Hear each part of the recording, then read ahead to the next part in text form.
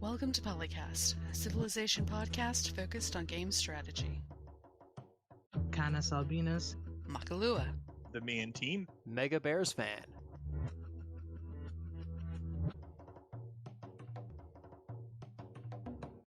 Hello everybody and welcome back to PolyCast. This is episode 345 with no guest co-hosts because they keep turning me down. I'm CanusAlbinus and I'm joined today with the regulars of Makahlua.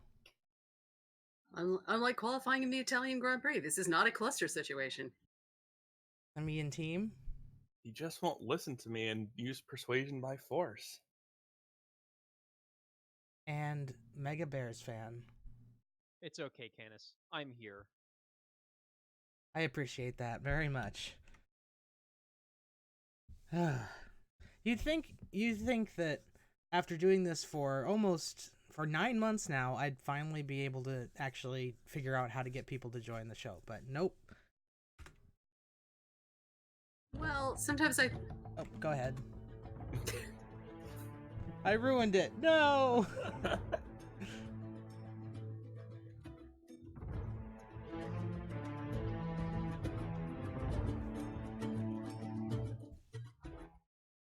Okay, now go ahead. I was going to say sometimes I think people, when asked, and I think this is even when Dan asked, thought that there was a lot of things they had to do to be a co-host, and at this point it's basically show up on our Discord and talk. Show up on our Discord and answer us when we ask questions. Yeah. we have lowered the technical threshold very much, so everybody can co-host. Yep. You mean we're not asking people to know like how to do the intro and everything without telling them anymore? Yeah. Well, I don't think we do that to a first-time co-host at this point, but hopefully. I think Dan did it to everybody. Yeah, well, that was Dan. I know. It was great. Yeah, I can definitely say I was super nervous the first 2 or 3 times Dan invited me to co-host. Yeah, I remember that feeling. Although my first time on back... PolyCast was as a call-in, but... Yeah, and I think that was back when he actually did expect guest hosts to do the intro, and I screwed that up several times. You were in good company. And it gave him clips for his blooper reels, so he was happy. Yep. Blooper reels are kind of a lost art now. But anyway, go ahead. The bloopers happen live now. Bloopers happen live. What's not a blooper is that we got a September update. See, there's a blooper for you. There we go. Every episode is a blooper reel now. Built All in. of them. All right. Yeah, so for X, for once for X puts out a video before. Hold on. Hmm? Remember?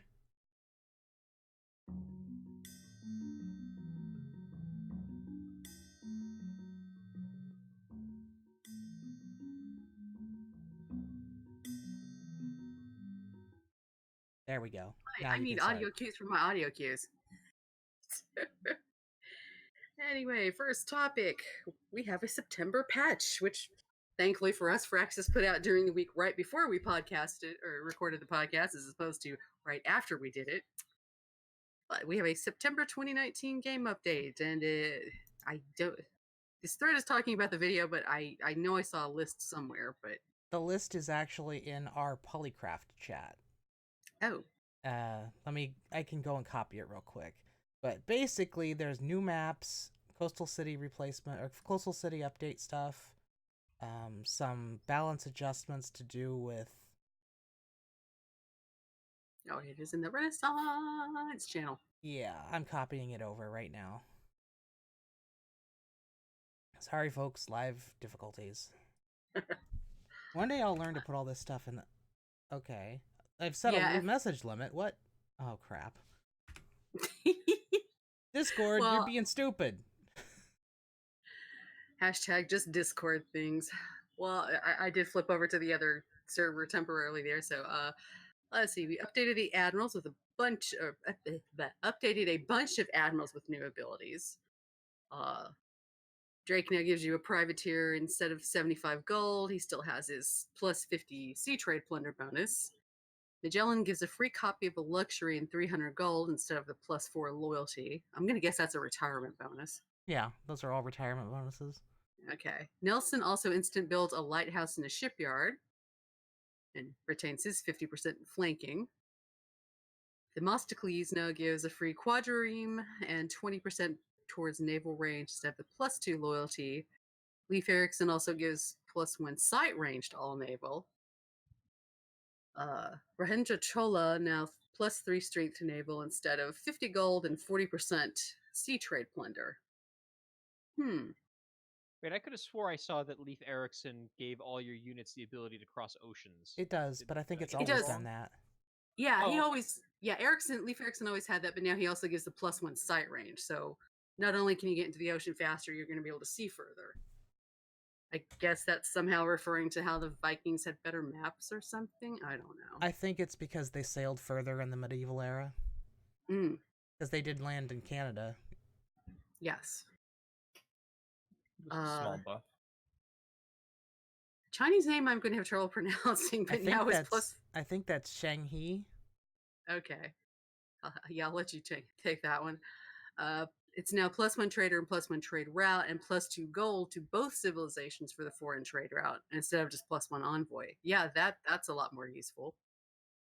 Yeah, and the second name also Chinese or possibly Taiwanese, not Taiwanese, Thailandish, Siamese, Xing Sin. That one's hard. I can't recognize that one. Yeah, There's too many H's in that word.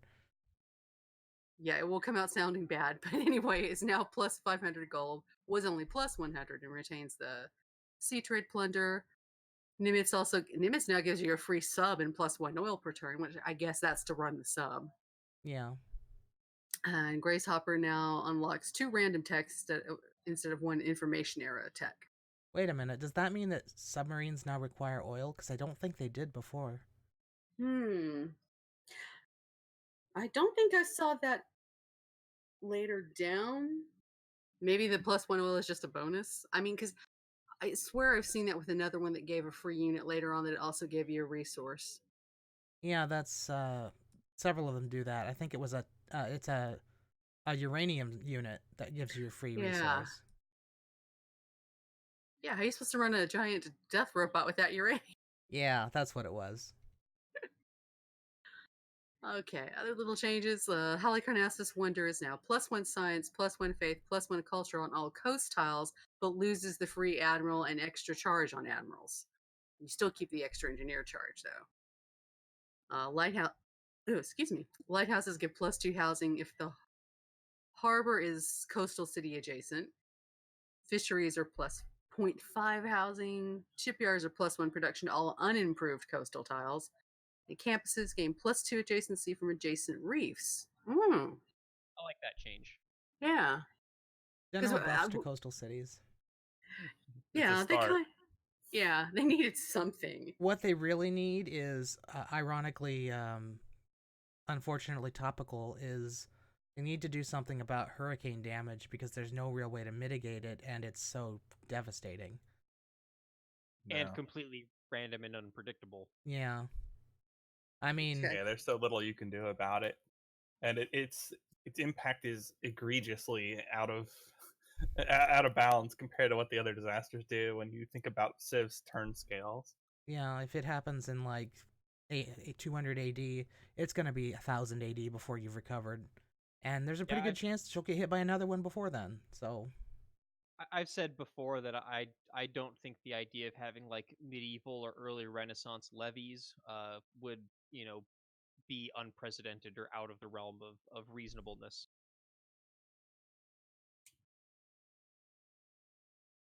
Yeah, they weren't as structurally to the scale of stuff that we have now, but they did have smaller dams, and so they probably would have built around a city that was constantly getting flooded if they needed it for some military or economic reason. So you could just scale down the damage, or like finally fix district scaling too. That would be other options that would help a ton. Let's rotate to somebody else to do the map scripts. Does anybody else see this? I think I'm on the right page. Page 6. Oh, he's got something else. Yeah, well, that's one of the part that all these patch changes are nice. This is the part I think everybody got excited about was map scripts. Yeah. Yay! We get Terra back. Everybody starts in the old world, and there's a new world continent over there that's filled with city states and other things. I wonder how that'll play out in Civ 6. Like, it made no sense at all in Civ 5 because of the Tradition 4 city meta, or Liberty 6 ish, 6 to 10 ish or whatever. There wasn't a lot of room in your empire for more cities.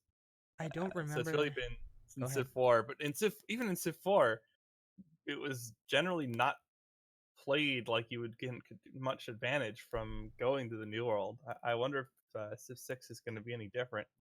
I think the But it is a resource cool map. requirements might make expanding onto another continent a lot more viable and useful. Maybe. Like, if you're me in the past year, and I think this also happened to Ruben last time, you're stuck in a corner and you don't have resources for mid-late game. Especially Yeah.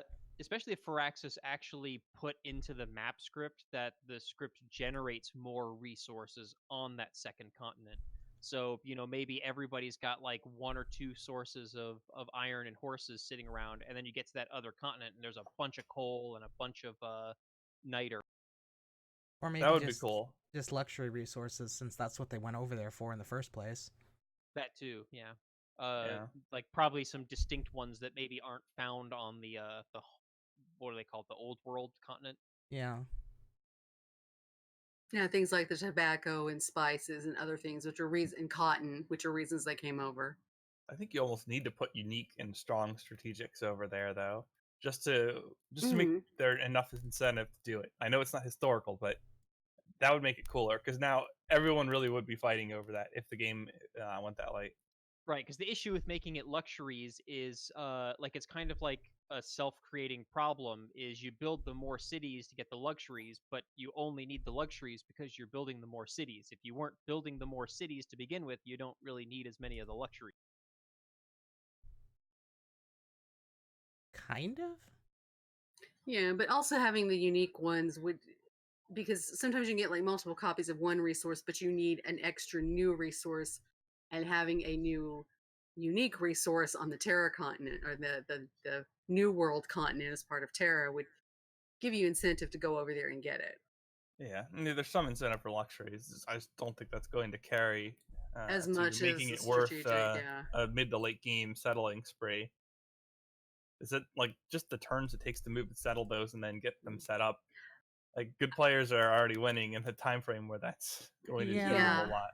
The Terra map isn't really one that a high-powered, quick-winning power player would use. It's more of a role-play map. Yeah. But there's nothing wrong with that. It's a cool idea. And I think if they do distribute strategics over there, now you have some reason to use it. But if we talk about the winning times for the deity players being sub 200 turns, it takes easily sub 200. A lot of T150s. Like 150 that's a really turns, good- it takes that long to build a settler and move it across the map. It's a bit of an exaggeration, but yeah, it kind of does feel that way. It's taking a tenth of the game to get a settler over there. Yeah. Yeah, it's 150 turns to get to the point, depending on whether it's cut off via ocean or not, to get over there and discover a spot to put a settler, and then build a settler and send the settler across and actually start the city, and then you're already done with the game. So if they're winning space at turn 150, you can safely say that they're going to have access to ocean going technology much earlier than that. yeah, The problem the is rest of us. still by the time they're capable of settling that city, they're still going to win the game before that city really does anything useful for them. Yeah. So the faster you are, it's still it kind of stays irrelevant regardless, almost. That, and I 'Cause wonder there's if not having enough payback all of time. the having all the civs on the one continent would dramatically speed up domination victories, because you don't have to go as far to get to all the other players' capitals. Maybe. I don't know. It was pretty similar to other single continent map scripts in Civ 4 in terms of domination time. And given that they're putting some of the city states over there, at least you know there will still be some around later that the AI hasn't eaten. That's true. And There's some of them that have those nice bonuses that you might actually want to use, and that would be another reason to go hunting for the new world, even if you didn't settle on there. Especially if you're the first person to get there and you can monopolize all of them. Yeah, get a lot of extra bonuses from that at least. You're right. Exploration would be pretty valuable compared to earlier games, just on that alone. The other two map types we definitely know about. There's a mirror, which is all 4 quadrants of the map are identically mirrored, and you can set the spawn either by normal, random, or forcibly mirrored. So I guess this is to make sure you put, like if it was doing a 6-player game, you could, or 4-player. Well, this was going better in my head. forcibly mirrored, so you can set spawns to be mirrored, and resources to be mirrored, and land shape to be mirrored. Right? Yes. Yeah, exactly. So this is a great one for like competitive multiplayer. You make sure everybody has exactly the same kind of start. So nobody can say, well, he got a better start. No, you've got the same thing. You've got the same land, the same resources, and all of that. And It's also you can make sure go ahead. Yeah, you make sure the player spread is also even as well. Basically a random version of the snowflake map. Yes. Because that was the one problem with Snowflake, is it needs to be a little more random. It's like, oh, I'm on this arm of the Snowflake, you know. And the other one we definitely know is in there is Primordial, which is referred to as an absolute bleep ton of disaster terrain with giant volcano clusters, for example. Sounds like Beyond Earth. I just need some mind worms now. Aliens, lol. The picture they showed was more mountains than the highlands terrain, and volcanoes everywhere. What? The idea was set it on level 4 disasters, and whoever wins is the one who's still alive at the end. Oh man. That may have been an exaggeration, but I like to think that that's Probably. possible in Civ. Can disasters actually wipe cities, or could they just reduce them? I think they just reduce them. Yeah, I've not that heard even of disasters or seen them wipe cities. I know nukes used to be able to in Civ 5, but who knows? We do have 3 other maps that we know exist from the UI in the video. Continents and Islands, which is basically Great Plains Plus, or not Great Plains Plus, Continents Plus from Civ 5. hold on. I'm excited. I live in Correct, Great Plains Mackie. Plus, damn it. For those who don't know, Great Plains Plus is Mackie's least favorite map. Oh, it was my favorite. Too So I'm many really excited about it. planes. What do you do with planes? Oh, Settle yeah. on. Eh. There was Yeah. mountains and forests on the sides of the maps. And a little It's bit true of that in Civ coast. 6 it would be less bad. Because marginal cities are less bad in Civ 6 than in Civ 5, so that's something. There was a image, I think, of the continents and islands map in their video, and the one that they showed made it look like more like the archipelago map, where like the little island chains and stuff seem to connect every continent. And I'm hoping that's not the case, because I'd still like to have a map type where there are 2 separate continents, you know, that have to be divided completely by ocean, but then also still have the island chains and stuff like that coming off of them for you to explore earlier. I don't know. Like, it feels like the map is just too small to have that kind of map. Because I remember back in Civ 4, you used to have 6 continent maps that were all separated. Yeah, it might be a problem. I You could probably replicate that by doing like a high sea level or something like that. maybe you'd have to. Somebody can write a custom map script to do it, I think, but I don't think it would turn out well. I kind of feel like it would be the continents would be too small, which means that you'd see each other's borders across the water, even though you can't connect to them. So you'd meet somebody by your ocean tiles touching each other. Yeah, it's possible. Another big difference between Civ 5 and Civ 6 is the districts. So, like having a bunch of one tile islands isn't as viable in Civ 6 as it was in Civ 5 because you don't have any room for districts. Yeah. The biggest problem with Civ 5 and Civ 6 is just the sheer lack of number of tiles on the map. There just needs to be more. And the game needs to be balanced for there being more. We need to have twice as many tiles and twice as much movement. At least. At least. I'd say And more visibility. that much distance between cities extra too. Yeah. Double the scale of everything, and suddenly the game becomes a lot less. Like, it feels like when you're playing this game, you have your units that that take up the entire field between two cities that are probably, I don't know, let's say they're 50 miles apart, and you fill up that entire space with soldiers, and that's only like 5 units. It's like, guys, this doesn't work that way. You don't have that many people. How many people would that be on an actual army level? What's the population that would be required to maintain an army that large? It's very rare to be able to set up a city siege that does not spill over onto adjacent cities, where you're getting bombarded by multiple cities and multiple encampments, especially considering how tight the AI likes to build their cities close together. Becomes an issue. A word that I frequently use to describe the maps of both Civ 5 and Civ 6, and it's a little bit worse in Civ 6 because of the districts, is claustrophobic. Yes. Very. I do know that the reason the maps were the size they were in Civ 5 was they picked the map size that was as big as they could go before it started crashing at the end of the game. So, yeah.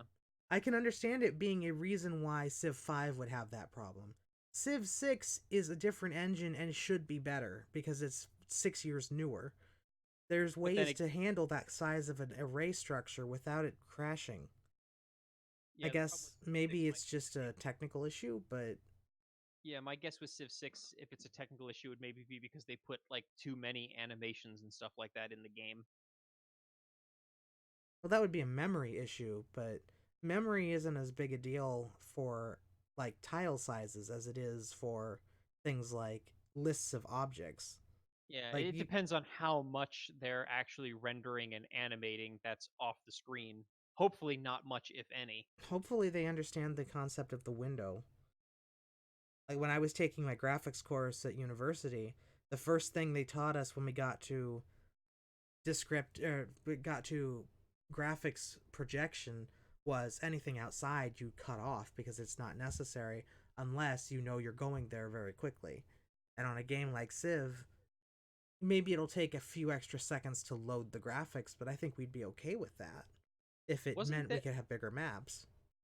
Wasn't that an issue with Civ 5? Didn't at one point they actually have to like fix it so that stuff wasn't being animated outside the window at one point? I thought that was Civ 6 that still had off-screen animations. I think they both do. But... I know that Civ 5 still, if you had the animations on, you'd still wait in between turns while Civ 5 planes would go. Yeah. I'm sorry. But in Civ 5 you could completely disable animations, whereas in Civ 6 you couldn't. You would just have them like set to quick or whatever. So the off-screen animation became more problematic.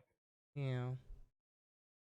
I'm not sure that's still a thing though, or at least they did something to make between turn times faster. I don't know if it was fixing that or something else.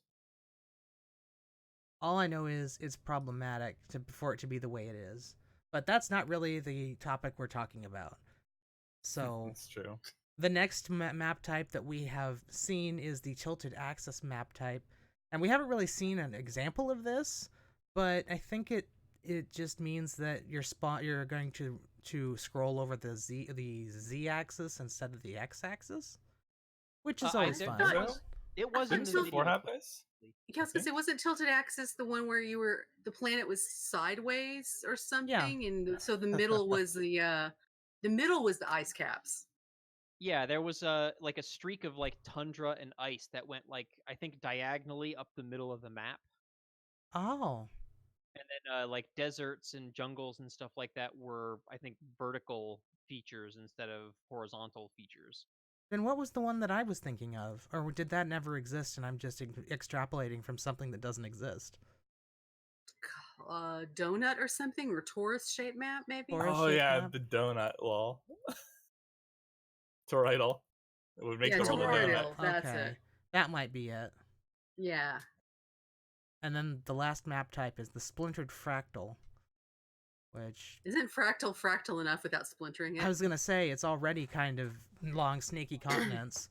I think they just broke it up so it's a lot of smaller land masses, Yeah, so you have a higher like a quantity of fractal snaky archipelago. continents.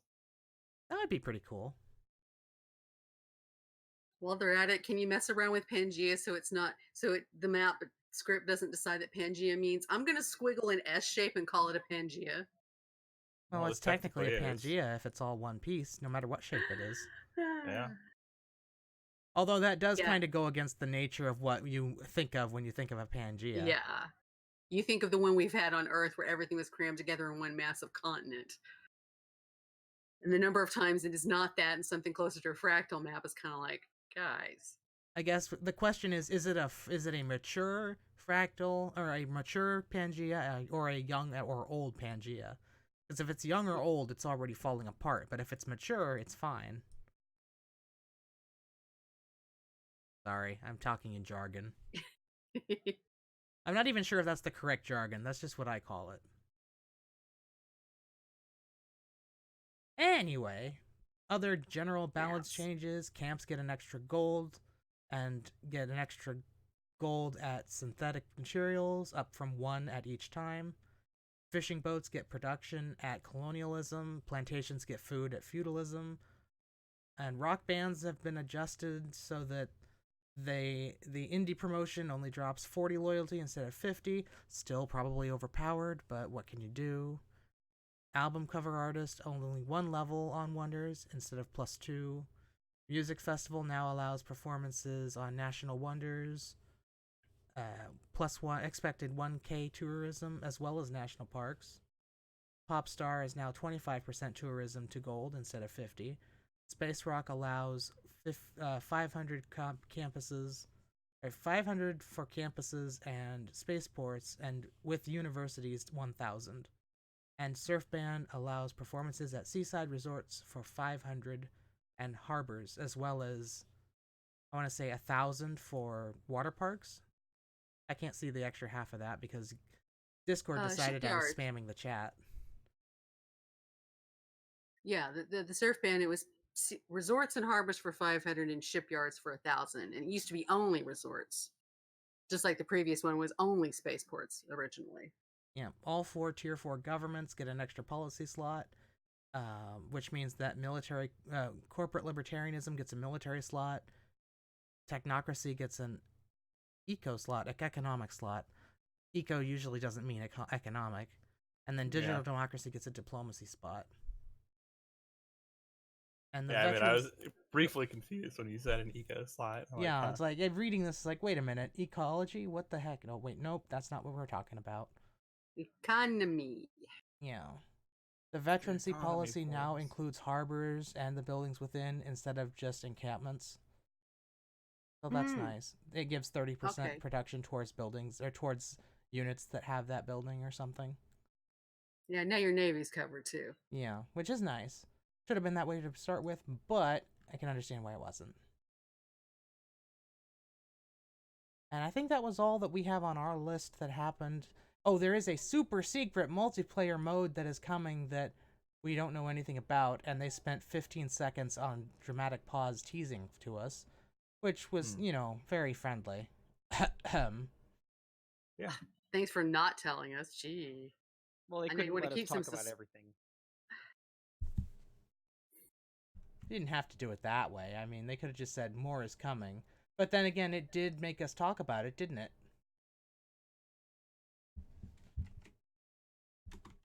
We can also give a long pause. And then everybody's speculating about everything in the background. Does this mean this Civ? Does this mean that Civ? Guys, chill.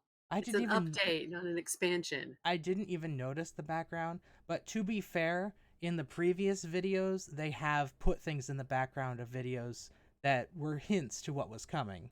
So they are actually speculating with reason. Yeah. Before But they've also Phoenicia, been well trained to speculate, and sometimes it's just a prop. well, I mean, they did find the entire list of Civ 6 leaders from an accidental showing Well, in the background of a video, so it's not exactly unheard of. But I then Not without precedent. they would always have these specific things in the background that reference the next civilization. Like they put purple drapes up or draperies or something when Phoenicia was the next week's Civ during the pre-release streams. So you're thinking, okay, so what is famous for this shade of purple? Oh yes, Phoenicia.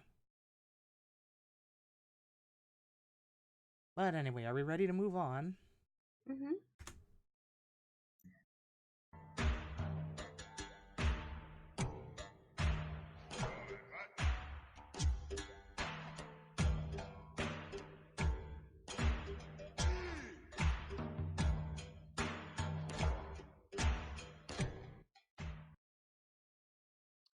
Well, speaking of Phoenicia and other civs that could potentially, hypothetically, maybe be in the game at some point, Phoenician Gold posted a topic on the Civ Fanatic forums asking, which would you be happy with regard to the presence and inclusion of Southeast Asian civs?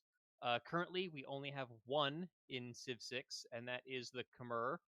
And Phoenician Gold posted a poll asking people whether they would want a combination of like 3 or 4 different civs in city states, and if so, which ones they would want.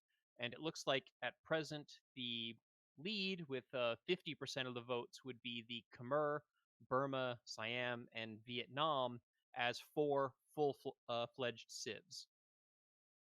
Also, remember that Chimera is already in the game, so that's why Chimera is always first. Right. And Indonesia would be. No, guys, I got to take them out. Well, Indonesia is they were talking about this in the thread. Indonesia is kind of separate from, like, even though it's in the same area and is technically connected to it, they're more culturally different because Southeast Asia used to be called Indochina and is much more closely related to Chinese culture than Indonesia is, because Indonesia is heavily influenced by Indian culture comparatively, which is why there's not a lot influence on top of that. Huh? And more outside influence on top of Indian culture. Yeah. Big Which Muslim influence as well. That's the reason why. And not just Muslim. There are Muslims in there aren't Muslims in Southeast Asia, but there are in Indonesia. So that's part of the part I was trying to figure out if it was just a religious division there because of that, or if it was also cultural. Because I had not realized it was based more off of India when we went down that way, as opposed to the rest being more related to China. Well, before Islam came, they were Hindu. Majapahit was a Hindu nation. Some 600 years ago or so. There's the outside influence. Yeah. Of course, they were all taken over by Europeans later, but blah, blah, blah, blah, blah, blah, blah. Colonialism, blah, blah, generic. You're gonna it get looks that like almost everywhere. Yeah. It looks like from this poll, the top, what is it? It's not sorted by top. Yeah. It's really obnoxious. The top choices really, they want Khmer, Burma, Siam, and Vietnam all as full-fledged civs. If you look at the top ones, Burma is first in 79% of all of these. Because if you look at the top two, 50% and 29%, Burma is first after Khmer on both of them. Yeah. And then we got Vietnam at 50%, or Siam at third for 50%. And then after that, Siam doesn't appear again until 20% of the vote in the fourth most popular choice, after which is after Vietnam. So I would say the correct order for what people want in terms of main civs are Burma, Vietnam, Siam, and then city-states. And city-state order seems to be more along the lines of Bangkok first, and then Pagan, and then anything Hanoi. else after that. Looks like Hanoi doesn't really factor in much. Because Hanoi is in last place on all of these, so... And then, of course, there's like the second post is, well, why not these other civs like Malay and the Philippines? Because, you know, anytime we have a discussion about what civs are in the game and what civs aren't, there's always somebody who's like, well, what about these other ones? Or Champa, or yeah, there's a lot you could go with that. Because I guess it's just remember that there are hundreds of Native American and First Nations tribes in North America, and yet not only 2 or 3 of them are in Civ. Yeah, I'm not complaining. I'm just saying. Yeah, like, I know. we can't have I'm this just trying to. conversation I'm trying without- to formulate the without argument exploding against. into 100 different civs. Yeah, a you lot of these can't- were like legit empires, though, or at least relatively large nations that lasted a long time that we actually have historical data on. Which all of those things are not true for First Nations. I do think the Western Hemisphere does need more representation too, but we don't like. It would be hard to make a unique unit and ability that is thematic to history for many of the First Nations. Whereas with some of these, that shouldn't be true. They have fairly long histories and significant size to them. Part of the problem is for all the smaller Indonesian states, Indonesia exists. So it would be kind of like saying, oh, well, this subgroup of Indonesia is more important than the rest of Indonesia. Which It's sort of like taking one of the states in the U.S. and deciding that gets to be a civ. It would be like if Texas was a civ. Hey, wait a minute. We were actually a republic for 10 years, dang it. Yes, but Brunei was a separate sultanate for a long time, and so were Langzan and all those other people in like Indonesia as a cohesive unit didn't really exist until 1946. This is the same problem as in India, and it is a little silly. Yeah. Because you could say, okay, well then the United States covers all the First Nations, or nearly all the First Nations in the Northern Hemisphere. Or no, but with the way they treat India, you might as well say the U.S. covers every First Nation in North America. They're basically saying that when it comes to India and Indochina. So. Yeah, and I do know the different regions of India are different culturally and could be their own civs, but we're not doing that. You know, for no reason. There's no reason we're not doing that. Despite the fact that we have both Sparta and Macedon. Yeah. And the fact that we have all those different, like, how long was the Hungarian crown ruled by the Habsburgs, and yet Hungary and Austria are considered separate countries? I mean, the entire timeline of the game Europa Universalis, which is, 450 years? That entire time, historically, Hungary was on a personal union under the Habsburgs, and yet they're separate countries in this game. Why? You're reminding me of the nation Swahili that was in earlier builds of that game. That was hilarious. That's kind of what Indonesia is to Civ 6 in a way. I know exactly why this happens. Indonesia exists in Civ the way it does because Indonesia is the 4th most populous nation on the planet, I think. They're right after the US. There's like 300 million people there almost. And Brazil is not far behind that. And Brazil is in Civ. There's a reason why Brazil and Indonesia exist now. It's because they're big markets. So we've gotten to the point now where large civs in civilization are being heavily influenced by who is currently a large market for the civ. Which is not necessarily a bad thing, but it kind of makes ancient cultures that are a lot more interesting than modern cultures kind of get taken to the back seat a little bit. And this is also one of the reasons that I've often said that the alternate leader mechanic is a sorely underutilized feature in Civilization 6, because some of these problems could possibly be resolved by just having more alternate leaders. Like, you could have a bunch of alternate leaders that represent the different like subcultures of India and time periods and stuff like that, instead of there only being currently 2. And I just wish that Firaxis would make more alternate leaders and maybe not as many, new civs. Like, did we really need Alexander and Macedon to be a completely separate civ and not just, an alternate leader for Greece. Well, when they didn't put him in as a leader of Greece, there was going to be an Alexander, because Alexander is iconic in Civ. Yeah. I just didn't Agreed. expect him to be a whole new country. Right. Like, I was really surprised that at some point they didn't just release, like, a leader pack, that had, like, 4 or 5 alternate leaders for civs that were already in the game. I thought that would have been something that would have been really cool. They may do that yet. Yeah, we could don't have know. Charlemagne of the Holy Roman Empire. We do know that they're still working on Civ, so who knows? I can't imagine they'd keep patching it like this much longer if they didn't have plans for it. And plus that nice survey that we talked about last time that mentioned all the things that we supposedly wanted or didn't want. They were obviously looking for what they could do. Yeah.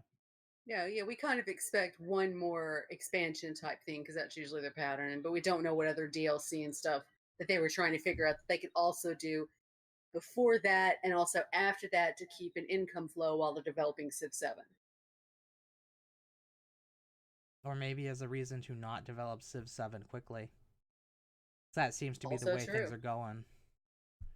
Well, unless they do Beyond Earth 2, because unfortunately we have this model now where every studio has to pump out a new game or expansion pack every year, and I really hope that they don't just spend a year working on Civ 7.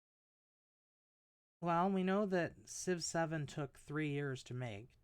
Or Civ 6 took 3 years to make. After Beyond Earth, or not after Beyond Earth, after Brave New World, the team from Brave New World went on to work on Civ 6.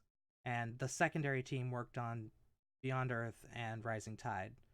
And we know that it took them... The reason why we had those games when we did, for 2014 and 2015, was because they needed time for Civ 6 to get ready. So... I know they've said in the past the secondary team. I know that they've said in the past that their usual dev cycle is 30 months. So, close to 3 years. Yeah, but I also hope they don't go the EU route and become infinite expansion packs. Yes. Yeah. Because because one of the problems with that is also it's a barrier for new people to come in unless they condensed it down into packs of packs, because otherwise you're having to expend a large amount of money and stuff to put in like the base game plus X amount of packs to even be close to what everybody else is playing. Seems like Firaxis is better at that than yeah, they've been good Paradox so is. far. It's just that after that poll we got, it's kind of like, wait a minute. Yeah, they were definitely that was fishing. A little concerning. And you certainly can do Paradox's model better than Paradox does it in numerous ways, including Wouldn't just take much. competent basic prioritization. But there's still some problems that are fundamental to the model that you really can't get around. So I don't We've had that particularly want to topic see them several go down. times already. That's true. Let's move on to the next topic. Yeah, there we go. Speaking of Civ 7, question mark? Oh, Question mark? Probably not. Is Humankind Civilization 7 under a new banner? So this started by Atlantis author, but this is quite the long thread now. And it is, of course, discussing the new announced game by Amplitude. What was it again? Amplitude. That's right. I was about to say Creative Assembly, but that's definitely wrong. It's Amplitude owned by Sega, which also owns Creative Assembly. So Total War, yeah. Yeah, but it isn't Creative Assembly directly. It's not. It's Which not is a good even. thing. It's not even partially. It's just they have the same owner. Yeah. Yeah. So there's a decent amount of information out on this game now, and it will be pretty different from Civ 6 at least, but it's going to be a direct competitor all the same. We'll see how it goes. Like the first direct competitors Civilization has had since Call to Power. Yeah.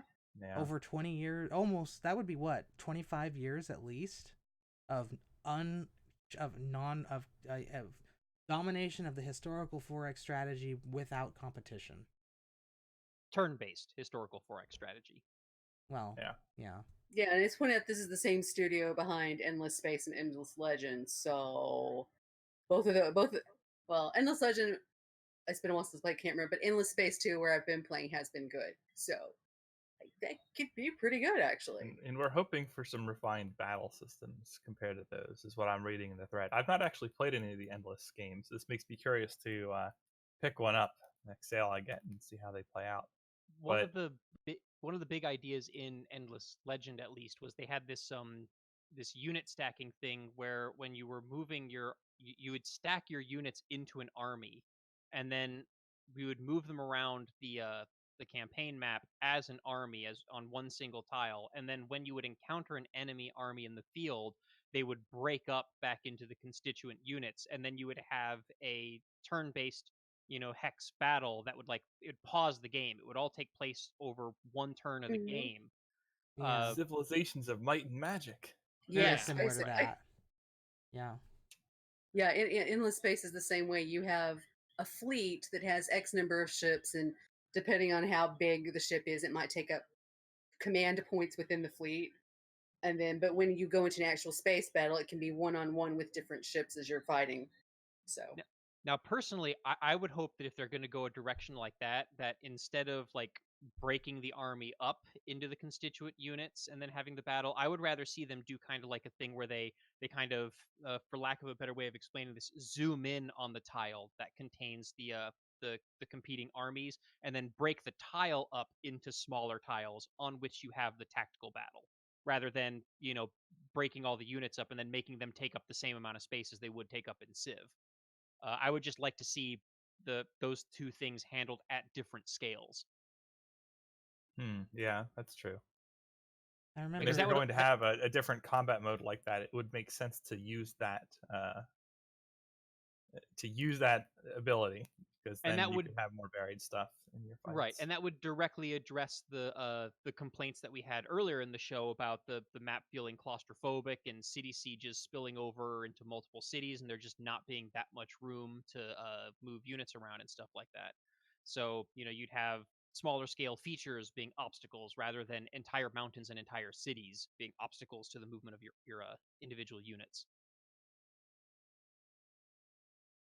big Would it issue I work? have with Yeah. zoom in battles like that is it kind of halfway breaks the covert action principle, which is a thing that Sid Meier talks about a lot. That you want to have one great game instead of two good games. So if you have a tactical on the ground battle game that's so different from the upper level strategy game, they conflict against each other rather than working in harmony. And that's kind of why I'm leery of a system like that. One of the big risks of that is the amount of time it'll take to do battles. And Yeah. people did mention that in the thread, that it made the game seem long/grindy. Like I've Yeah, played Maybe they'll be multiplayer- simpler to execute.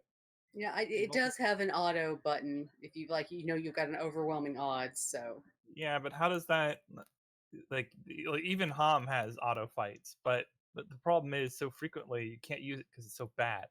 yeah. The experience you I I lose- still have, have to say, You lose so much stuff unnecessarily when you do it that way. Now, if The that's not true in the Endless series, if auto battle is pretty close to what you could get if you did it yourself, just because it's a simpler model, yeah, then this might not be too big of a problem. But you would also then be getting away from the issue Canus is talking about, because it would really just be about your build-up still. Endless Space has the whole moddable ships thing as well, so you build your own ships. Which isn't necessarily a bad thing, but it also makes it's just a Yeah. whole nother huge system that's hard to deal with. yeah, and for this, they may streamline that. We don't know yet. Yeah. That would kind of be annoying if you're. I mean, the idea of having the new modules you can put in makes sense in a science fiction contest or context, but when you get down into you're dealing with a medieval unit and you're trying to upgrade their individual armor and shields and stuff, then it kind of comes okay, hold up. Yeah, I do feel like there is room for a game that's somewhere between Civilization and Dominions in terms of how you are setting up your units and battles and such. Like it doesn't have to be as complicated as Dominions, and it doesn't have to just be completely dice rolled combat like Civ. I think you that can have something between that the 4X supports the fighting. I think but that it's niche hard. that niche is filled by Endless Legends stuff. Just Well, not maybe very maybe well. Humankind can do a better version. Maybe we'll see. Well, they have said that this is their dream game that they've always wanted to make, so maybe they'll do a really good job and it will actually be worth talking about, and it will make Civ a better game, because we know that Endless Legend did influence Civ 6, because Endless Legend is where the idea of districts came from. That was their big claim to fame, was every time they grow in population, you get to add a new district to the city. And that's suspected to be the location from which the district idea for Civ 6 came from. But I think Civ did it better, personally. Yeah, but if they got inspiration like that, that's still helpful. But I'm all for competition, because competition is what is it? The strongest metal comes from the crucible, or something like that. Something like that. Has the potential to make both games much better. Yes, And to there are create some new things ideas. unique to endless Humankind. Endless Humankind. Endless Humankind. Well, yes. humans are in endless space, but they're an evil faction, which is interesting. That's awesome. I'm all for making humans in games less like the generic / basic option. Let's They introduce you usually to the are. Horatio. They're hilarious. I am Horatio, and all of my citizen mates are also clones of the same man. We are all Horatio. we are the Oh, Horatio. Yeah. Yeah, but they're all still individual and up to shenanigans and no good against each other. Because they want to be the best Horatio. They want to be the Horatio, in a sense. Yeah, that's amazing. It's That's my only response to that. It's like Hive Mind, but broken. Huh. And they think the rest of you are all ugly, by the way. Of course. They want you to get up on their level. You have hair. Why do you do this? This is amazing. Because Horatio is bald. What an amazing concept for a race. Endless Space does have some pretty unique stuff in it. But as for Humankind, rather than civs, you're going to be picking like basically bonuses representative of a historical civ in each period, and so that's going to be a pretty big deviation from what the Civs franchise does. Yeah, I know I've seen that come up in forums a lot. People have asked for it, so hopefully this will allow the two games to have their different flavors and identities. No way, no different flavors and identity. No They're different direct flavors. competition. Fight it out.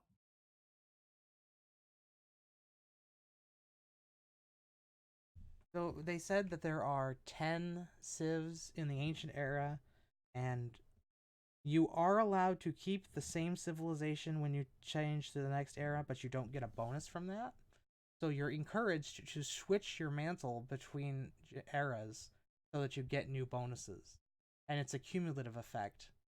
And from what I was reading, the victory condition seems to be... I don't know how you would describe it, but it seems like you can win multiple different ways, but they're not like victory conditions. And I don't understand how that can be. Like, I think it might just be a point total or something.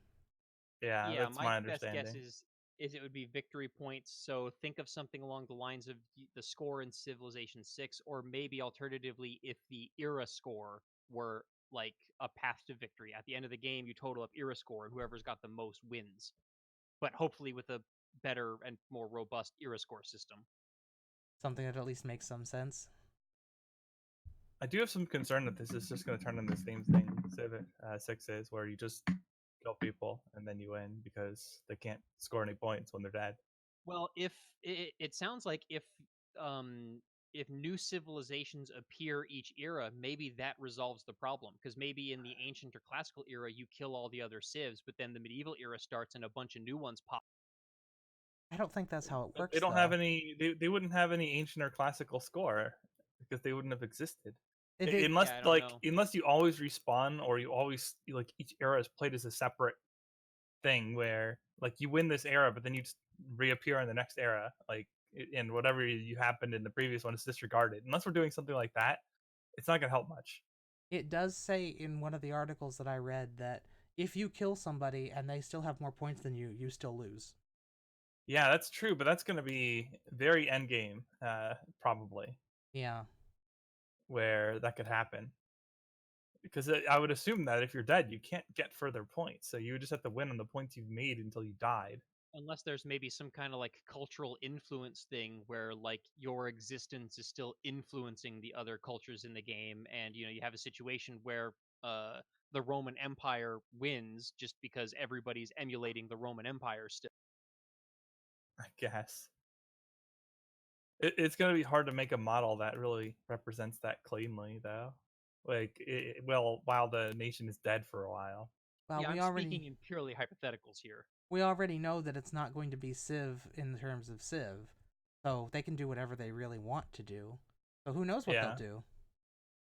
And I'm trying to picture any conceivable mechanic that lets you meaningfully do stuff when you don't exist anymore on the map because you get Well, conquered. I think once you're dead, you don't get any more points, but if you have more than the living players, you still win. Yeah. Which means there's going to be pressure on the other players to eliminate you before you can, get those snowballing points that put you so far ahead it's impossible to win. And that could also be something that just ends the game earlier. I mean, maybe they might have a system where it's like, yeah, no one's ever going to catch up to this Civ, so the game's over. You don't have to go through the next 50 or 100 turns of just clicking end turn, waiting for that That would be nice. game over screen. That would be very, very nice. It's one of the biggest problems in Civ. I have functionally won the game, but I have to churn through 50 more turns before the game acknowledges this. Because that's the way the rules go. Yeah, but if the rules are better, then maybe it won't be that way anymore. So Another that's true. Another example is even within the context of Civilization, if you go back to Civ 4, there was I always forget which, I think it was the Conquest victory, which was that you had to own like 60% of the population and 60%. It's domination. That was the Conquest is like domination eliminating victory. everybody was conquest.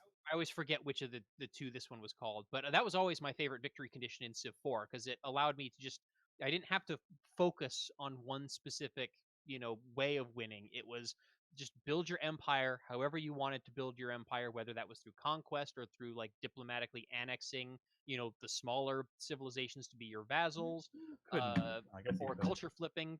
Like however you got your civ that big was fine and you win. I've always been frustrated by by Civ 5 and 6 having such rigid conditions for victory, where like you just have to pick one and go for it instead of being able to just build an empire.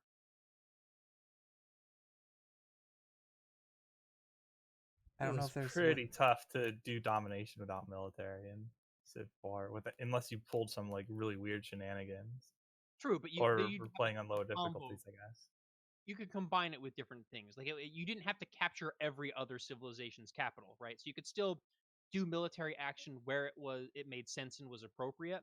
Yes, but vassals only counted for half, and because of what you needed for dom, it was in a lot of my games where I went for domination, I did conquest because I would qualify for both the same turn. I'll put it that way, because of vassals only counting half. Yeah, I mean, it was still a better model than what Civ 5 and 6 do with domination, but you still wound up having to conquer quite a lot to secure that. I think in a lot of the games that I won in Civ 4 with the domination victory, it was because I also had did the permanent alliance with like another large civilization. Okay, yeah, that would definitely change it because those count 100% because they're technically part of your civ. Bring back permanent alliances and vassal states, but make them work. Yeah, and when I was playing Civ 4, I was playing it at like the Prince King level. I never got to be like an elite level player in that game, like not even close. So your experiences are probably going to be very different than the experiences that I had with that game because I was a much more casual player back then. Yeah, okay. Yeah, I'm definitely thinking in terms of immortal deity. I did a lot more immortal than deity though. I don't know. I still play on Prince and King just for the fun of it. I might be an outlier though. I think statistically on polls, that's still true in Civ 6. that most people don't play Immortal Deity. I think Yeah, I would. Go ahead. There's sometimes I want to fire up a game that's at a higher level because you feel like a challenge. But most of my time when I play a game, I want to relax, and playing Prince and King is more relaxing. I haven't had a lot of time to play lately because of all the stuff I've been dealing with, so it's when I'm playing Civ, I don't want to think hard. I just want to sit Yeah. and click buttons and make pretty things happen. I just get frustrated by all the front loading that's in the higher difficulties. Like, just the AI gets so much free stuff. If they could find a way to make the later game more challenging and not have to front load it all, I'd be a lot more interested in playing on Immortal Deity. There's not much way to do that realistically, unfortunately. Unless you did Yeah. like a bonus scaling type thing. Which I think they already. I guess, but it's still like Civ 4 had some pretty hefty bonus scaling, but it was still the front loading that added most of the difficulty in practice. Yeah, I like I said, I don't like that. You go up to like Emperor and above, and because the AIs all start with those free settlers and stuff like that, like it really pushes you towards you have to build an army and you have to conquer cities, otherwise you're just going to get crowded out. And to me, that's just not as enjoyable. I like to be able to build and expand at my own pace. I mean, there are players who win on Deity without conquering at all, but it is harder to do that. I mean, Mad Jin did a one There's city. not much reason not to. Mad Jin did a one city challenge as Korea on Deity in Civ 5 and won. So Yeah. it was on his channel until he deleted his channel. Yeah, it really is just personal preference. Different, and that's one of the things about Civ is because it's such a broad-reaching game. A lot of different people just play it in completely different ways and enjoy it, and that's a good thing.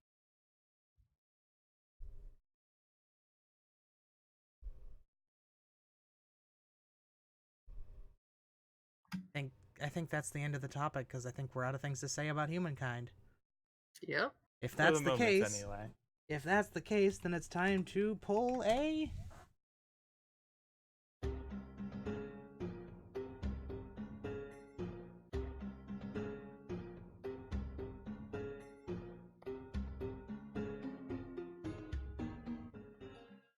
So now, this is the part where I learned something that I had no idea was a thing.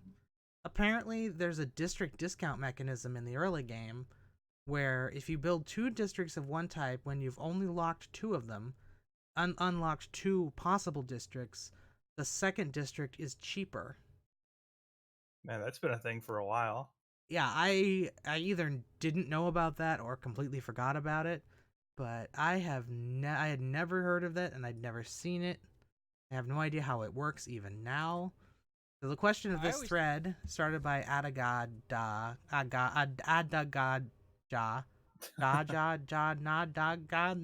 never mind. Is a fun challenge, but the opportunity cost is very high if you're doing something like 2 holy sites for cheap harbors or 2 campuses for cheap commercial hubs. Who else does anything like this? Is it a good idea to do it? And I would say the opportunity cost is variable because sometimes the districts that you can make that's cheaper is something that's legitimately useful to your nation. Like, say you got a couple campuses and you want an encampment, or vice versa, just as an example. So, yes, I use it to at least some extent in just about every game I've played. But how much depends on what I'm going for. Yeah, if I use it, it's almost entirely accidentally. I always thought that the way that it worked was just that you got a discount on districts if you didn't have as many of that type of district as other districts. So is this specifically like just with having the first 2 districts, there's a special mechanic for that? Or is it just a general broader, you get a discount on districts that you don't have very many copies of? I actually have no idea. I have never seen it explained. Oh wait, here we go. Discount. Okay, this is a mathematics thread. I will post this with the original thread. The cost equals 1 plus 9 times the % of science / % of culture research times base cost Usually base cost is 54, except 36 for something else and 30 for Plaza, based on fixed placement. Use something 50% original cost, and blah blah blah blah math. What? I did not understand that any further than anybody else who listened to me say that did. The discounted district costs 60% less than its original cost, apparently. So a 60% discount? Is that what you're saying? It says the discounted district costs 60% than its original cost, 75% for Government Plaza, which says to me, I think somebody who wrote this maybe didn't speak English, because that doesn't make sense to me. There's a missing word. I don't know. Or maybe it's just a typo. Either way, it seems like your percentage of tech and divided by your percentage of culture times 9 plus 1 times the base cost is the cost of each district.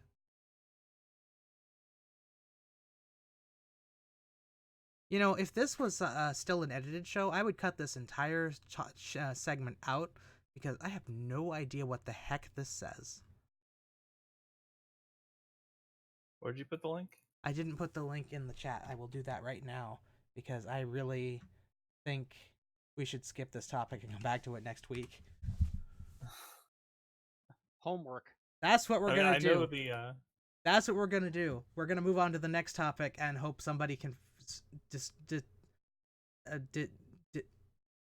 get a layperson's breakdown of the math. That's what we're going for. Yeah. Because I just know that districts are broadly less expensive if you have fewer of them, and that you want to plan your order based on that when you actually need both districts or want both districts. Yes. But it's true that I don't have the precise math. So if you want to delay the topic, that's fine. That would be a good idea. For FYI, this formula is also on the Civilization wiki at fandom.com, and it's in a slightly different format that may or may not be more or less readable, although it looks like it might be cut off halfway through, so probably less readable. I see. The reason this sounds like it's not in English is because it's in Chinese originally, and it has been translated. Good old Google Translate for the win. Like, apparently Civilization 6 has a really big Chinese following. Who knew? There are some attempts to summarize it in this thread.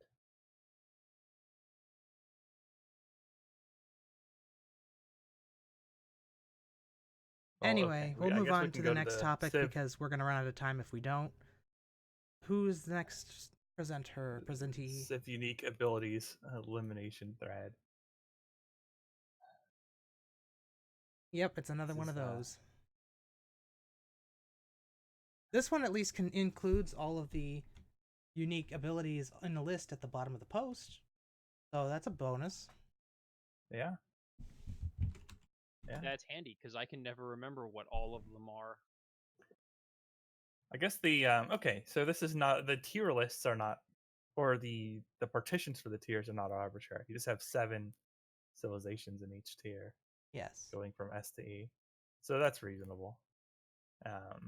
We'll read through S tier stuff. I think we should read through the S tier and then the E tier, and then discuss which ones we think don't fit in the place they are. All right, so the S tier stuff is Maori, Greece, Congo, Aztec, Russia, Japan, and Australia. I have no comments or complaints about that list. I do have comments, though. Maori, I don't know if the reason it's high is because it's just unique, because it is the ability that allows them to start in the middle of the ocean. So no, that's the leader ability. I think the mana ability is the +1 production on unimproved forests. Let's see. Maori gets a lot, and if you scroll down the list, we can actually read it off here. So you start with sailing and shipbuilding unlocked, and the ability to enter ocean tiles immediately. So you immediately have access to things that most other civs will not be capable of reaching for quite some time. On top of that, embarked units gain combat strength and +2 movement, so you can explore significantly better if you're embarking, which you can immediately. And then yes, you do get +1 production from unimproved woods. However, you cannot harvest resources, so that's a significant downside to it. But you do get more food from fishing boats, and you do you do get a culture bomb off that. You So can, there's however, still chop woods and forests, though. yeah, that's true. You cannot earn great riders either. Okay, so Yeah, I great remember riders I don't remember earn. when they first announced this civ, and they talked about how it had to be stronger to match the other civs because it starts in the ocean. I think that's the reason why its unique ability has so much stuff with it, because it has to have those extra bonuses to catch up in time to be useful. Which Yeah, means and that's fair. But if it's- you're just considering it in a vacuum, it's easily the #1 ability then. yeah. So maybe we should exclude them from this particular type of thing because it's designed to be inherently better. That goes against the rules though, Yeah. where they are And considering the again- strength of the abilities in a vacuum. And in a vacuum, if you just had a random civ start with this stuff, that's pretty good. Yeah. Is it and #1? Maybe not, but I think it's S tier if we're just considering it in a vacuum. Yeah. And again, I'm pretty sure that the starting on the ocean is actually the leader's ability, not the civilization's ability. So hypothetically, you could have an alternate leader for the Maori that does not start in the ocean and still gets all of the benefits of mana. Yeah. That would be pretty ridiculous though. I think Greece is a little high compared to Yeah. its competition. I don't know why Greece is better than say Poland, because Poland also gives you a wild card. Like, where is Poland on this list? They're way down in C tier. Yeah. Okay, so And like yeah, I think compare it with America. Like America's D tier. And I think that's reasonably fair. But while Greece is better, it's not like multi-tier better. yeah, I would say So- America's actually pretty dang good because they get favor for every wildcard slot they have. And all Yeah. of their diplomacy parts go to wildcards. So you get into the later game, or even in the early game, anything with a diplomacy slot gives you favor. Yeah, I just don't think Greece is that much better than something like America, that it belongs in S tier with stuff like frickin' Maori or Aztec. My gosh. Like, let's compare Greece to Congo. Relics, artifacts, and sculptures, +2 food, +2 production, +4 gold. The palace has 4 great work slots, +50% great writer, artist, musician, and merchant points from all sources. Super powerful if you can get those relics. If you don't get the relics, though, Well, even without the relics, you get +50% writer, artist, musician, and merchant points, which is really dang good. And also, it's not necessarily relics that matter, it's artifacts as well. And sculptures, which is not too hard to get, even if you don't find a relic. I rarely ever get sculptures. I think there's only like 1 or 2 great artists in the whole game that create them. There are 3, I believe. There's Leonardo, I think. Is it Leonardo? I think it's Leonardo. Then there's one in the later game, and then there's another guy who does 2 paintings and a sculpture. I think there might be another sculpture person. Either way, artifacts are not hard to come by either. They're Correct. just a little bit later in the game. But here's the question. Is 1 extra wildcard policy slot better than all of that?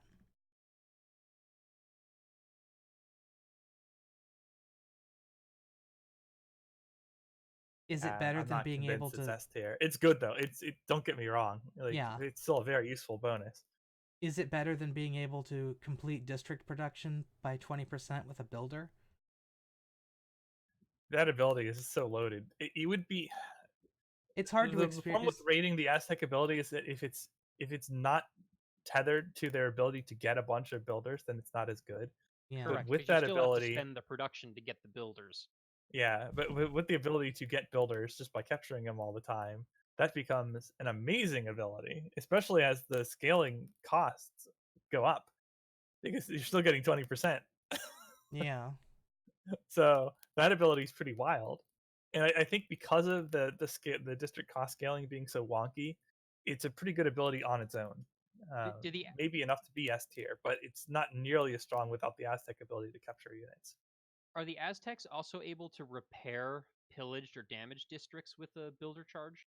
I don't know. That's a Because good that's question. also a big deal with disasters and stuff on. I do not know. We might have to check that. Yeah, I play with disasters as infrequent as possible when I play because screw that noise. And here's the other question. Here's the next question. Oh, go ahead. No, go ahead. I'm done. If Russia worthy of being 6th, if all they really get that's super effective globally is 8 extra tiles on start, because the other stuff they also get some extra. They also get some extra stuff. they get 1 faith and 1 production from tundra, and they get Yeah. units immune to blizzards, and blizzards do more damage in Russian territory to enemy units. Which, if you're settling properly, blizzards aren't that big a deal, I don't think. I mean, you have some tundra cities, but I think it's difficult to rate Russia because those tiles really are significant. Yeah, and how much so depends on the game to some degree, but that's a lot of extra land that you're just getting. And compared to some of the other bonuses in this list, like you get it the second you put down your first city, and you keep getting it. I think Japan is So better than that, it's an though. immediate boost. Well, again, though, you're still talking like 10. How many turns until Japan gives you anything at all? See, Japan, +1 adjacency bonus for each district. For each adjacent district. So you need at least 2 districts before you get anything from Japan's bonus. Whereas with Russia, the moment you place something down, you probably have strategic resources in range already.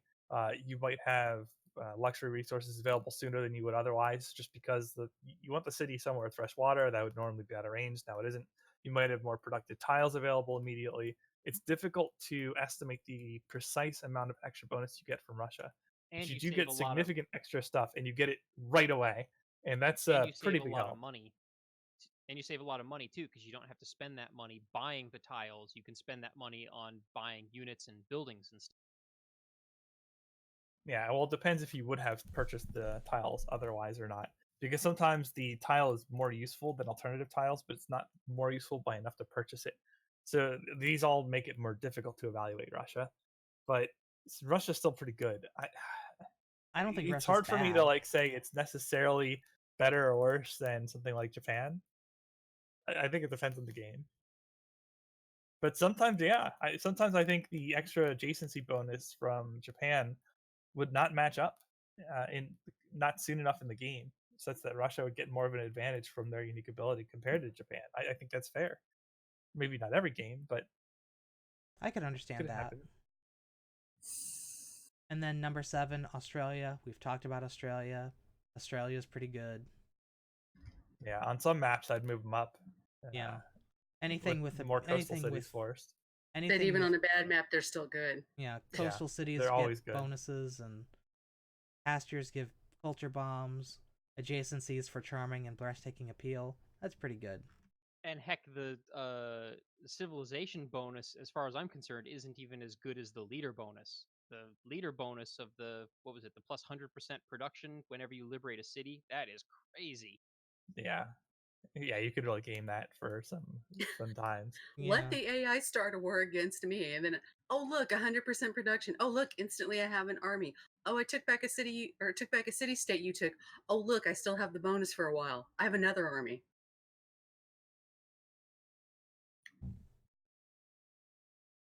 Yeah, you can do some pretty nice stuff with that. But here, these abilities again are near immediate. That housing, if you settle a coastal city, is immediate. You don't need any tech, you don't need any time, you don't need any districts to get it going. You just need to put the city down. Yeah. Just be coastal. Yeah, and this boosts otherwise iffy city locations into being able to grow onto a decent number of tiles to work. So I see why it's an S tier. And on some maps, I would put it even higher than it is. But this is an in general list, so I'm okay with it where it is. All right, now let's look at the E tier stuff, the worst of the worst. Okay, well, there's not going to be a lot of surprises here. Starting from the best of the worst and going down to the worst, we have Norway, Georgia, Spain, Korea, France, India, and Khmer. Only one I have an issue with here is Khmer, because even though their unique their unique improvement or their unique thing does deal with aqueducts, aqueducts got better in the last patch because they now give adjacency to crap. Yeah, the Grand Berets are pretty loaded. 3 faith, 1 amenity, and +2 food for adjacent farms are all pretty significant bonuses. Plus, their unique building is aqueduct, I believe, isn't it?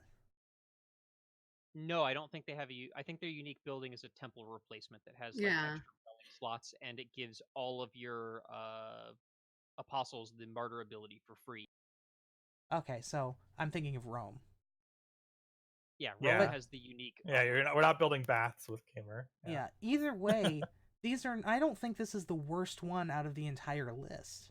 I don't think it's even close. You get to work more tiles, have more productive cities. I mean, I'm surprised to see this at the bottom tier. I would think this is a middle tier at worst. I think wouldn't put it high, but yeah, this doesn't belong in the lowest tier. I think you could easily put this. I think you could easily put this at the top of this entire list of 7. Because we go on to the next one. Spain can form early fleets and armadas. Can get trade routes from different continents. Give +1 food and production. +6 gold on trade routes, international trade routes. +2 loyalty per turns for cities with the mission improvement adjacent to the city center and not on a continent. That's pretty terrible. I mean, it's very specific. They want you to play classic historical Spain and go conquer things and go settle on new continents. There are maps where I would move this to middle tier, like as high as C, and then there are maps where this does very little for you. It does not help you on a Pangea. No. Yeah. But early fleets and armadas can be oppressive on some maps. So yeah, on a naval map, having early armadas could be amazing, but you gotta be on a naval map. You don't want to deal with frigate armadas when your next upgrade is like several dozen turns away. Yeah, that's pretty oppressive. But that's not going to be relevant on most maps. So I see why it's in this tier. Like Norway, it's more situational. Because like Norway's ability of constantly embarking and disembarking with no cost can also be really obnoxious. But it's so situational that like it's going to be bad on average because it does nothing for you most of the time. But when it's good, it's pretty darn good. I think we can all agree France is really bad. +20% production for medieval, Renaissance, and industrial wonders. Double tourism of wonders in any era. Pretty not good unless you're trying for medieval wonders, which you probably shouldn't be doing if you're on a higher level. But what else? And then in multiplayer, it's hard to justify that too. There's also India's. India is receive all follower beliefs of all religions that have at least one follower in the city instead of just the majority religion. +1 amenity for each religion and with at least one follower. +2 religion spreads per missionary. +100% religious pressure from Indian trade routes. Yeah. Not great. And it's also hard to control this. Yeah, it relies on religious pressure. And using missionaries goes against the whole wanting other followers of other religions in your cities. Yeah, exactly. It's giving you a bonus for trying to spread your own, where at the same time your bonus is also based on just letting everybody spread their religion to you. Yeah. So you can't be too strong or they'll never get followers. Yeah, India and Congo would be so much better if there was an option in the diplomacy menu to be like, hey, could you please send missionaries to us? Yeah. It does have some. It's nice in that when you take enemy cities, you're going to be getting the follower beliefs, and there's often a mishmash of crap in the cities you take. So you will get the amenity bonus at least, and you will get their follower beliefs at least on conquering them. So that's something. But I don't think that's enough to move it out of the low tiers. But at least it's useful. I think the next one on the list, or another one on the list, because we're not really going in order right now. I think Georgia isn't quite that bad, because if you are the Georgian ability is when making dedications at the beginning of Golden and Heroic Ages, receive normal age bonuses towards improving era score in addition to their regular bonus. So what they're doing is they're giving you the dedication bonus for the Golden Age and letting you keep getting the era score from the normal era version, which you don't get normally as a Golden Age, which means once they're in a Golden Age, they should never be not in a Golden Age. Yeah, they could Perpetual chain Golden it. Ages. And They're Golden built Ages to are pretty chain. dang nice. Mm-hmm. So I don't know if it's really. I don't know if you'd want to put it super high, but I definitely put it above the E tier. I'd rather put Arabia down in the E tier. The final great prophet. Because sometimes if the game goes a certain way, that great prophet, you get it so late in the game. What are you going to do with that? Yeah. And the That's AI awkward never. for me because like I feel like that's decently useful on deity, personally. But Yes. Well, that's why I said depending upon the game. At lower levels, the religions do not go as fast. yeah, And yeah, in a 'cause, on multiplayer high game, it levels goes you even get that less pretty fast. fast.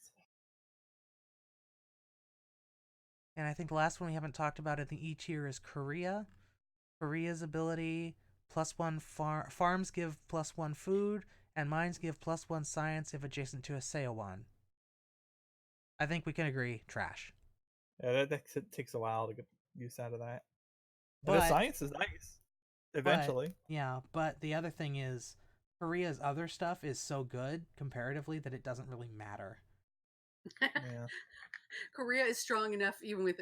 I mean, it's almost like they had to make at least some part of it be kind of bleh because the rest of Korea is so powerful. Yeah, The devs were not operating on the rule to consider each of these things in a vacuum, exactly. and they Yeah, shouldn't Yeah. be either. That's one of the things that makes something like this kind of like almost, I would say, not even worth doing, because the developers are deliberately making some abilities for some civs weak because the other stuff that civ gets are really strong. So it's not really fair to compare just the abilities in a vacuum. It No, doesn't this make is a lot just of a fun sense to me. diversion thing. I mean, ultimately, if you're picking a civ, you're going to consider the benefits you're getting in aggregate. Right. I mean, So, unless you're but doing like a thing where you're randomizing the abilities of the leaders and the civs, so you're mixing and matching them. In which case, yeah, you would pick the best leader abilities and the best civ abilities, and then you're considering them in a vacuum. But even then, you'd probably want to consider how the abilities would work in tandem. what is this, Humankind? Ugh, I don't like this joke. Welcome to the new meta. Oh dear. And I think everything else is sufficiently middling enough that we can say it's kind of a wash. I mean, I think Yeah. America's a little bit too low. I did really like the Kree's ability when I was playing as them, because I mean it's a free trader unit very early in the game, and trade routes are pretty powerful in Civ 6. So I'm not sure if that one deserves to be at the bottom of C tier, but I wouldn't move it up very much. It's tough to move some of these around a lot because they're like the other abilities are good too, and they're not consistent game to game in how Yeah. much utility you get. I think Germany might be a little low. Just having an extra district without needing the population is nice. I think if Greece is so high, Poland definitely deserves to be higher. What is Persia's ability? Satrapies. +1 trade route capacity with political philosophy. Internal trade routes get 2 gold and 1 culture. Roads are faster. Are 1 level more advanced than usual. That's a later, a late trade route that's nice, but it's not that great. I can see why it's where it is. Yeah. I mean, roads are nice, and the insta roads from Rome are nice too, because in maps with rough terrain, that can be pretty beneficial. Well, and on But top again, of it's that, not going there's to carry your civ. Yeah. On top of that, though, there's the opportunity cost of, since you already have the roads between your cities automatically, you can send those trade routes out to foreign cities to, get more gold, instead of, feeling like you need to send them between your cities just to get the road network up and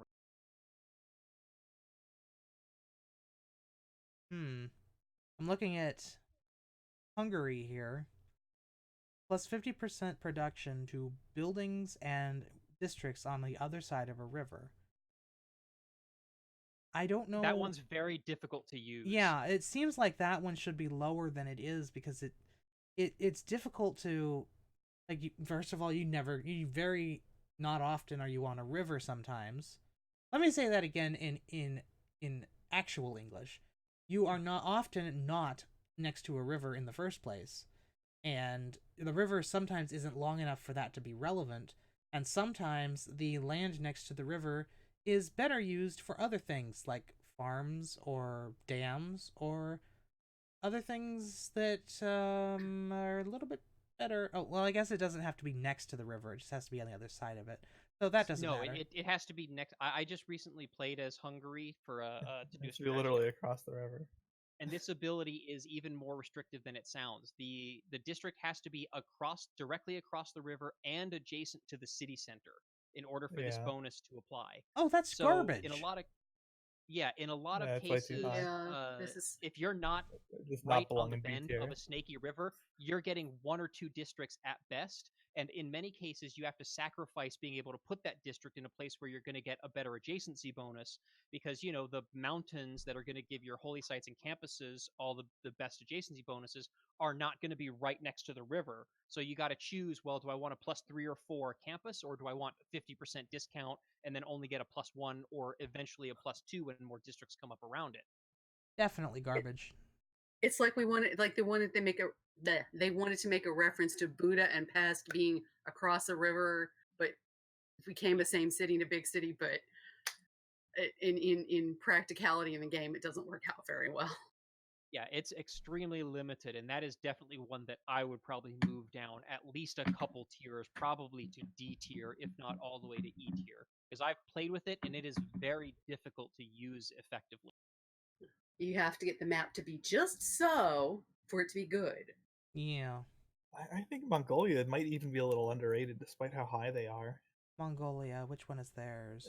You're getting a really easy access to a level of diplomatic visibility, and you get +6 combat strength on it.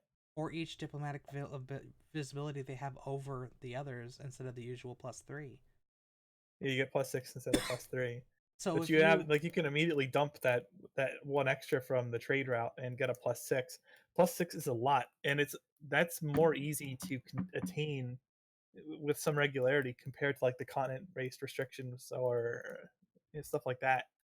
I would agree that's definitely too low. Because that can be just oppressive if you don't Yeah. have countermeasures for that, or if they have a great general and that, it's going to be pretty difficult to deal with their units unless, like, you have strategic resources they don't or something. A +6 I would actually switch nothing to sneeze Mongolia at. with Japan. Yeah, I It's probably a- would too. Yeah, and since you can do trade routes so early, a +6 that are super early in the game, oh my goodness. Yeah, like that's classical era rush timing. Yeah. You can just go into the trade route after you do your setup for building units. And conveniently, you have a road right to your target. Yeah.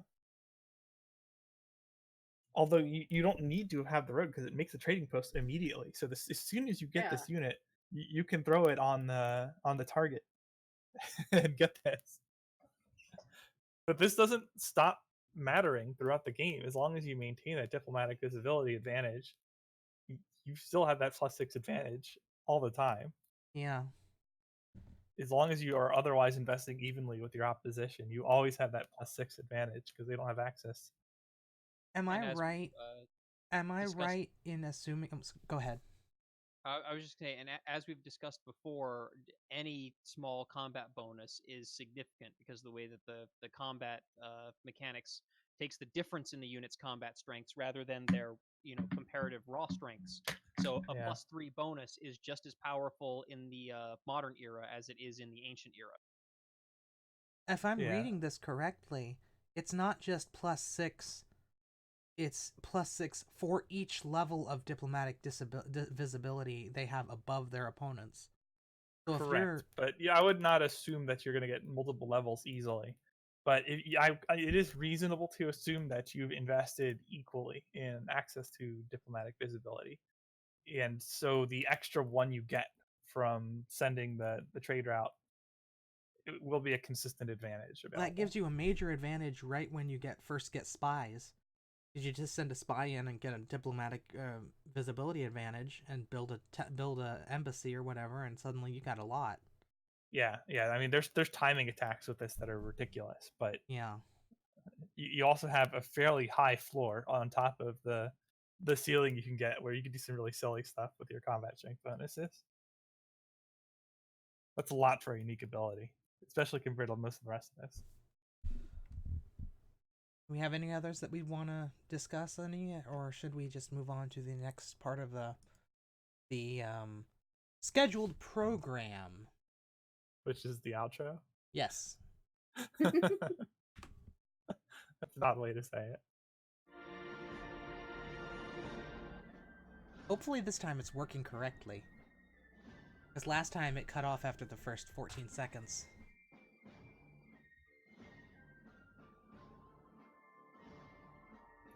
Okay, I guess we're just gonna wait for it?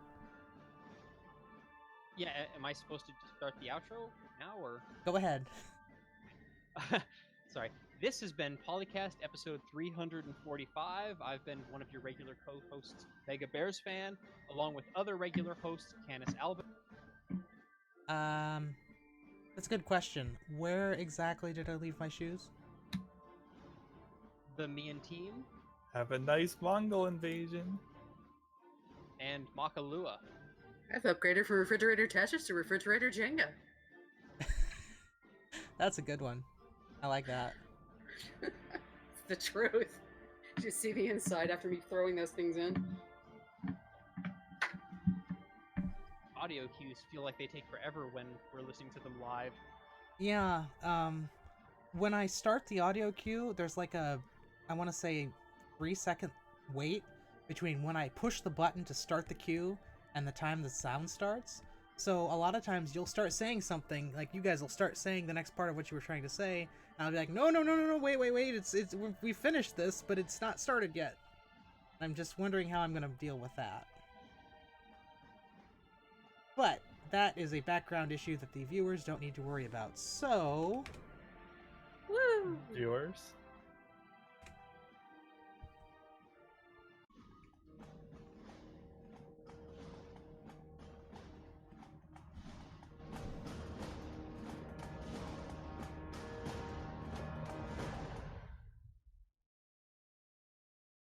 copyright Civilization. No, that's not right. We'll start this over. Civilization 4, 5, Beyond Earth, and 6 sound clips. Copyright Take-Two Interactive. Copyright The PolyCast at thepolycast.net.